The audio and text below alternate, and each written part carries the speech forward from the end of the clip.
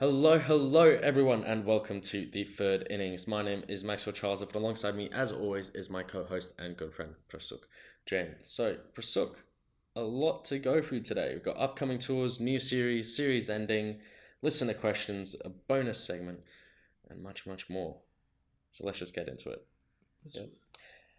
Nepal is set to host our boys, the boys in orange, the Netherlands, and Malaysia in a tri-series towards the end of April. The Netherlands have released their squad, and generally it's the usual suspects, the likes of Cooper, O'Dowd, Saylor, players like that. However, they have included Aryan Dutt, uncapped 17-year-old from Say, nice little all-rounder, and Vikram Singh, 18-year-old from VRA, who made his debut in 2019, if I'm not mistaken. I am pumped to see our boys back in action. What about you, Prasad?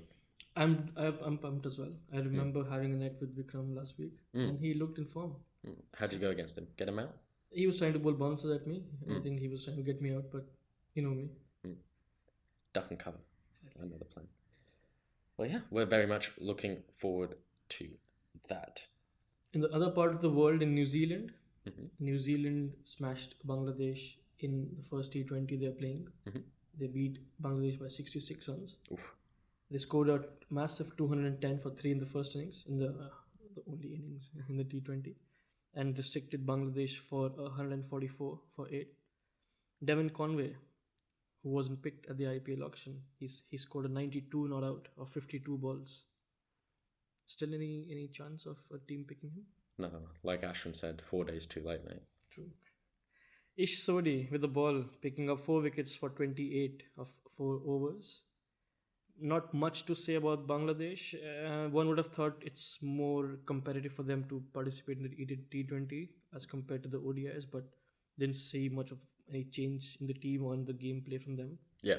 And it's going to be interesting what happens in the rest of the series. Yeah. So for Bangladesh, it, like you said, it seems like the same problems are coming over from the ODI series. One of those being a lack of penetration with the ball. So they have had New Zealand on a low score on a low score early in their innings, 52 for 3, something like that. Again, yesterday they dismissed one of the openers for a duck, but it's their inability to then go on from that. They always give them a let off. It's that extra change bowler who then lets them down, that kind of thing. And that's something that they're going to really need to plug up. Was Shaki back for this game? I don't think so. I don't think so either. No, I think he's still out for the series. And They need him back. If he is back, we should know that. So he isn't back because we don't know it. Yes. So he's not back, and he should be back. Either way, like we said, over the ODIs, he is just integral for this Bangladeshi team to have any chance of winning a game, really. And he's saving himself for the IPL, as he clearly mentioned. As he mentioned to the Bangladesh Cricket Board, can I not play some test matches? I think because for the country, yeah, because I want to go after being out for a year for some sort of relationship with a bookmaker. I think, yeah. Well, Bangladesh were recently playing West Indies. They had a bit more fight there than they do against New Zealand. West Indies are putting up another fight against another subcontinental team, this time Sri Lanka. So they've been having the ODI series, having the T20 series. This series feels like it's been going on longer than the England-India series. It's been that long. But they just completed the first test. The West Indies won the toss and chose to bowl. That proved to be a smart plan. Sri Lanka were rolled for 169, with Holder doing the bulk of the damage with 5 for 27. Wow. Roach took 3 for 47. Shannon Gabriel was absolutely terrible. He took none for 22 off 9, but that was the most ridiculous test match bowling I've ever seen. Like, I think he bowled 2 wides in a row, and 2 wides in a row is not unheard of. In a test match. But in a test match, and exactly the same ball. So misses basically the entire cut strip on the offside, almost goes to first slip, and then the next follow-up ball was so close to being a full toss no ball, but it wasn't. Just snuck under, and it was disgusting. Disgusting. That's the word to describe it. Disgusting. Anyway, he finished with none for 22 off 9. The Windies, in reply, posted 271. Cornwall, making a career best of 61. Saranga Lakmal took 5 for 47 for Sri Lanka, and how good was it to see the big man racking Cornwall finally getting some runs with the bat? It was good indeed. Normally we see him bowl his offies. And it's not much expected. I think he bats at 9, number 9, and not much expected from him to put a lot of effort with the bat. But we have seen in the past with West Indies, they have players like Jason Holder who bat very low down the order, but they are very reliable. And West Indies would hope Rakeem Cornwall can be one of them. Yeah. Can follow the footsteps of the world rank one all rounder at the moment, and support Windies in the future. Yeah, definitely. He's very promising batsman at first class and list A level, and he just hasn't been able to transform that over the tests yet until now. Maiden 50 for him. In Sri Lanka's second innings, they got their house in order with a massive total of 476 after being bowled for 169 in the first innings to go ahead and score almost 300 more runs in the second innings. That's a fair effort. Pathum Nissanka, 103 on debut, has a first-class batting average of 61, Steve Smith-esque, Marnus Labuschagne-esque, just beautiful. He had ample support from Oshada Fernando, 91, and Niroshan Dickwella, 96, both falling agonizingly close. I think it will take 2 Nissankas to make the height of Jason Holder. It could do. Like, I think Holder would be 2.5 Temba Bavumas as well, that kind of thing. Yeah. Scoring 100 against 2 bowlers, basically. It's a good task. Should count for double the runs then. Yeah. Did you see Dick Weller changed the name on the back of his shirt? He dropped the K. Now he's DIC Weller. Oh yeah, I noticed that. So it's still Dick Weller, but still Dick Weller, but Dice Weller. Dice Weller, Ditch Weller. He's down Balkan. Well, we came into the last day with all results still possible on the cards. However, Nakumra Bonner posted a maiden ton of 113 not out of 274 balls. Looked really good in Bangladesh, cashed in on the goods here at home, and he's making selection headaches now for the West Indies, something they haven't had for a long time. Besides, where have all our players gone? That was the usual selection headache. He also had ample support from skipper Craig Brathwaite, scoring at his usual rate of 23 off 124, and the big man King Kyle Mayers 52 off 113. It looked like the Windies were going to really go for that win, chasing not too big of a score. I think it was something about 350, maybe 360, something around that. Until really Kyle Mayers got out, and then they shut up shot. Jason Holder out there at the end with Nakumra Bonner. They finished at 236 for 4 and completed the draw. What do you think of that game? Especially a special mention for Bonner as well. I think he was on 99, and then he faced 8 dot balls, and he was looking a bit edgy. The rain was coming down. The groundsman was preparing the covers, and he was getting nervous. Can I get to my 100 or not? But he managed it in style. The game, yes, as you mentioned, longer. It seems longer. I think it's because it went into the 5th day. We are not used to seeing that in the recent past. Test match is going into 5 days, and then hold on. There's a 5th day? Yeah, exactly. Wait, I only just left Gujarat, 19 years ago. I didn't know there was a 5th day of Test cricket. I thought there was only 2. And the match was resulted in a draw as well. So a Test match can result in a draw. To the listeners, all the listeners. What a shit sport. It's not 5 days and no one wins. And both the teams were still happy because both the teams had their chances of losing and winning the game. And West Indies probably were the happier side because they batted for more than a day, batting last on that sort of a deck. So they would be the happier side going in. Yeah. Coming out. It'll feel like for Sri Lanka, they lost this game. Whereas for the Windies, it's one of those things with draws. The Windies will feel like they won this draw. Sri Lanka will feel like they lost this draw. When really, no one won anything. And that's the beauty of Test cricket. Exactly. You know who else lost? Yeah. England. Yes, England lost again. Maybe you could tell us a bit about that. Yeah, so the decider is going on, right, as we speak. We have seen in the ODI series 2 very high-scoring games.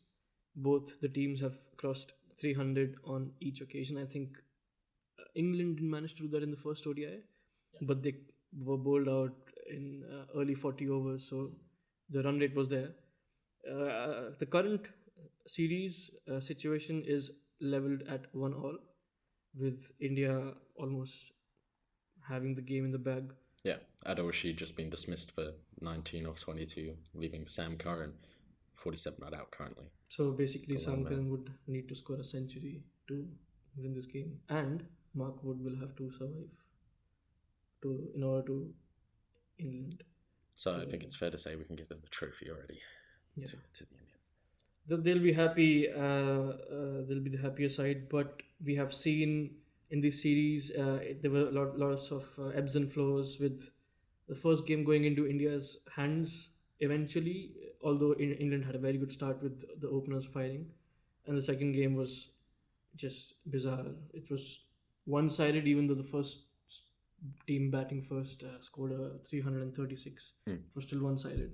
And that tells you the kind of cricket we are seeing these days. Yeah. Early in the innings in India, it seems difficult to be able to pick up wickets.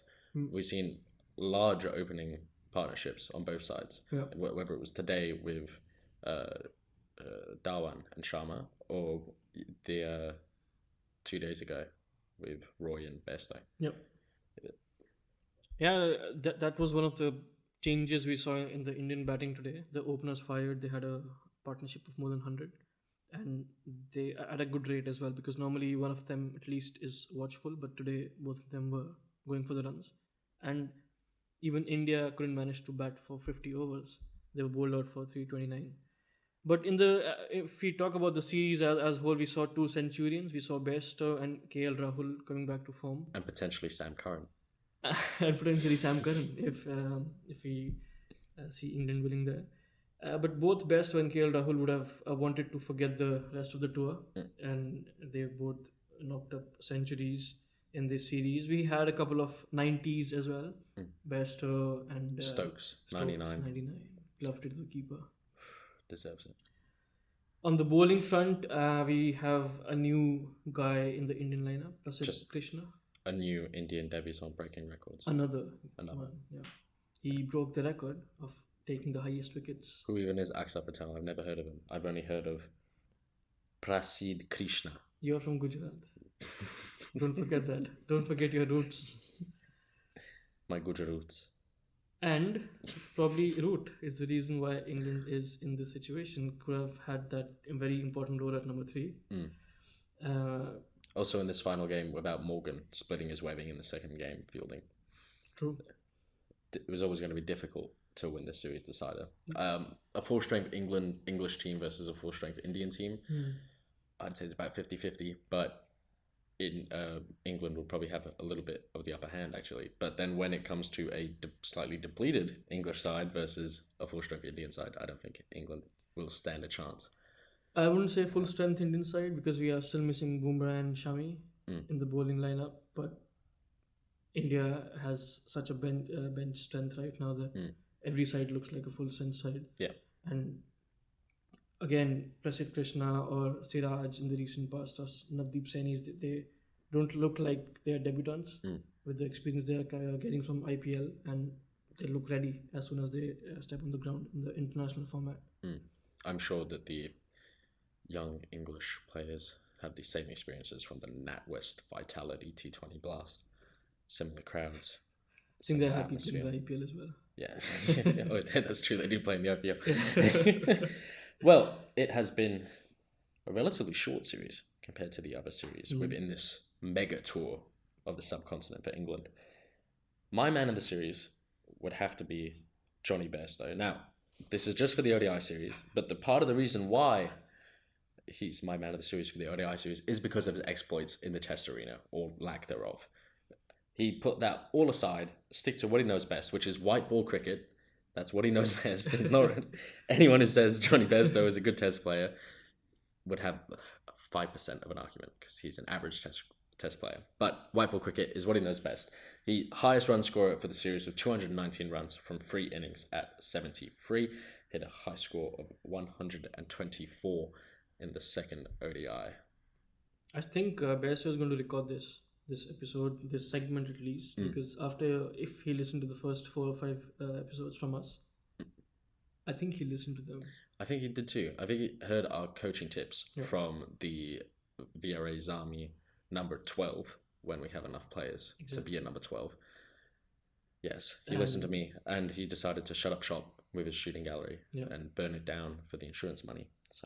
And the ducks are probably swimming in the water now. In the oven. In the oven. Nice Yorkshire dinner. Who is your man of the series? I'd have to go with Bhuvi. I think he's the highest wicket taker in the series. I hope, unless Sam Curran, after hitting the century, he gets out to Shardul Thakur. But he is the only bowler, only wicket-taking bowler who has an economy of under 5 in the whole series, where we have seen 5 or 6 innings with 300 plus scores, and no one else has an economy of under 5. Everyone else has an economy of more than 6. In all the 3 high-scoring games, it's just next level. I have to go for them. Definitely. A special mention to Rishabh Pant as well. He's our man of the tour. All the 3 series combined with all formats, Test, T20s, and ODIs. He has performed everywhere on every format. And did he get 100 in the Tests and the ODIs? He didn't get 100 in the ODIs. No, that is true. He got agonizingly close. He would also be my special mention man of the tour. I have another special mention to give out, and that is to the BCCI's media team. Shall we have a round of applause? Pardon? Shall we have a round of applause? We can have a round of applause. Lord's clapping. Why I say this is, do you remember the drop catch by Virat Kohli in the second ODI? Can't forget that. You can't forget that. It was so atrocious, wasn't it? It was. Not according to the BCCI. The BCCI called this Virat Kohli's brilliant fielding effort in the slips. Emphasis on effort. They claim he caught it, but the ball trickled out of his hands upon the elbow's impact with the ground. In other words, a drop. Great effort, and full marks on the sportsmanship spirit from Virat Kohli. The sportsmanship spirit, which was getting up off the ground, having a wild throw at the stumps, and then complaining to the bowler that he wasn't backing up at the stumps after dropping a dolly. And this isn't a singularity thing for Virat Kohli. He has really let his fielding standards slip in recent times. I think I saw a statistic that in T20 since 2018, he has dropped the most catches out of any international player. And partly that's because he plays a ridiculous amount of T20 international cricket, more than a lot of other people, more than the majority of other people. So therefore he gets those chances, and he's in very catching positions. So he also takes a lot of catches. However, there's just no way to spin dropping a dolly and then picking up, aiming for the stumps, missing, and then blaming the bowler. Oh, that's your mistake, mate. Sorry. That's an amazing start. Someone of his caliber having that record of most dropped catches, and that catch, as you said, it was dolly for his standards. Yeah. Fielding at first slip. And it was a very, very important moment of the game as well. That was the first ball Owen Morgan faced. And if he caught that, England would have lost 2 wickets in 2 balls. And India would have had a chance to claw back in the game. And talking about BCCI, I think they can be the official diplomats of India. The way they put everything. I think the Prime Minister should consider whoever is responsible. Well, he's already naming the stadiums, so... True. I think he can do anything. Yeah, I think so too. You know who else can do anything? Our favourite player on this show, the King, Kyle Mayers. The King, Kyle Mayers... Big man. Kyle Mayers. He currently sits at the top of our hundreds rankings. What is our hundreds rankings, you ask? Well, we're about to unveil it right now. It's where we take the hundreds of this calendar year, so from January 1st, 2021 to December 31st, 2021, and we will pit them against each other in a battle to the death to eventually see on the 1st of January 2022 who had the greatest ton of them all. We have 2 applicants to designate today in the ranks, both from the same test, Nkrumah Bonner, his maiden century, and Pathum Nissanka, a century on debut. So, where would you put this in our rankings? Let's start with Nkrumah Bonner.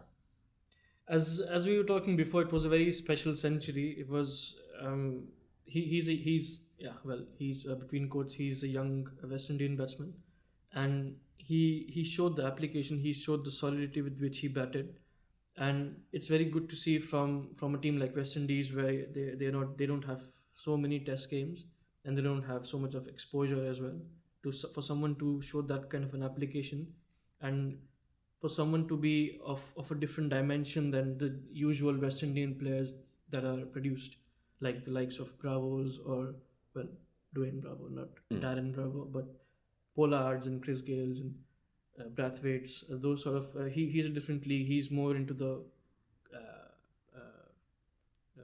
Chandrapauls and Brian Lara category. Maybe not in terms of skill, but in terms of temperament at least. And so I rank it quite high. I mean, not the highest probably because it wasn't a huge score, but I still rank it very high, and I think it should be. It should definitely be there in the top 10. For the listeners out there, there have been 27 international hundreds in Test cricket this year. This list is for Test cricket. I would have to agree with you to be somewhere around that 10th place mark. So obviously ate up 274 balls when they were fighting for a draw in that last day. He went between two modes of trying to get those runs and then realizing probably don't have the power to get to those runs, so let's establish this draw. So he was able to do two tasks at once. It was only really that loss of Kyle Mayers, as we were saying earlier, that put them in a situation where they should start to shut up shop. So yeah, I would have him, if we agree, the 10th spot, just below Sean Williams's 151 for Zimbabwe against Afghanistan in March. Perfect. Yes. What about Pathum Nissanka? I think you would say it was a similar sort of innings. What do you think? Yeah, it was a similar sort of innings on debut. Let's not forget that. On debut, young guy averages 61, as we said before, in first class cricket. However, his 103 came in an innings of 476, where one other person made a 96 and one person made a 91. Mm-hmm. It was a big scoring innings, whereas in Kumar Bonner's innings, he scored almost half of the team's total in a fight for a draw. In the second innings. In the last innings. Last day, yeah. On the last day. So I'd put them around the same rank. They're roughly the same quality. However, I think Kumar Bonner's innings just pips out Pathum Nissanka. But don't forget, they can go ahead and score another 100 next week. Okay. And they can be re-entered into this list. They can have 2 entries. So let's say by November, Kyle Mayers could be the entire top 10. The way he's playing, it looks like it. And we would certainly hope so. Yeah. Definitely. Well, we have those locked in. Kumar Bonner at number 10, Pathum Nissanka at number 11, just above Rishabh Pant's home 100 of a 101 against England. Perfect. That one in Test. Alrighty, it's time for the long-awaited questions answers segment that we have all been waiting for. We've got a question from Slovenia, Maxi, so you have to answer it. Yeah, so thanks, Dad. His question is, has there been a better side than the Redbacks to not win a 4 or 1 day game in a season? So the Redbacks are obviously the state team for South Australia in Australian domestic cricket. And this is coming off the back of yet another loss for the Redbacks. They were bowled out for 161, chasing 321 against Queensland overnight. And to begin to answer your question, statistically, yes. The Tigers went winless, so Tasmanian Tigers went winless in the 1984 season. Yet in the Sheffield Shield that year, the first class version, they only lost 2 of their 10 fixtures. This current Redbacks team, however, have lost 3 of their 7 games they have played so far. That's now 8, one of them which was a no result rained off. So 3 out of 7 games played with a ball bowled in them. They have lost 3 out of 7. The Tassie side's loss percentage was at 20%, whereas this Saka team has a loss percentage in the Shield of 42%. So statistically, you could argue that they are twice as bad because they lose twice as often versus drawing the game. Player-wise, you can also look at the talent they had. The Tasmanian team, they really had little players of note in their sides. So besides Brian Davison, the big Rhodesian, who played close to 500 first-class games, keeper captain Roger Woolley, who played 2 tests for Australia, and a man who some consider to be the fastest of the 80s Windies quartet, the forgotten Patrick Patterson. Compare that to the 2021 South Australian team, and on the other hand, and they have at their disposal Travis Head, ex-Test vice-captain, average of 40 in Test cricket, Alex Carey, who's next in line for the Test keeping gloves. He has an ODI 100 for Australia, an average of 63.8 in the Shield over the last 2 years with 3 tons. We have a one-test veteran bowler in Chad Sayers, who has been tearing up the Shield for years.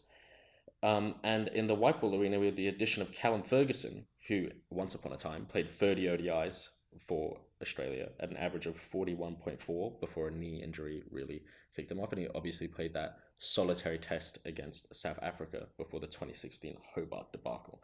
So it depends on how you look at it. If you want to know which team was the best to be bad, the South Australian team was the best at being bad. But they would probably also be the better side than the Tasmanian side, if you catch my drift. Yeah. Well, Prasuki, what can our listeners do if they want their questions answered? Well, they can leave a comment on this or any of our other videos on any platform, or just simply send us a DM on Instagram at The Third Innings. Exactly. And while you're there, why don't you give us a follow and a subscribe so you never miss an episode or any little clips we put up on our socials. Well, that's all the time we have for today. My name has been Maxwell Charlesov, and from myself and my co-host Prasuk Jain, it has been a pleasure having you, and we look forward to seeing you soon. Thank you.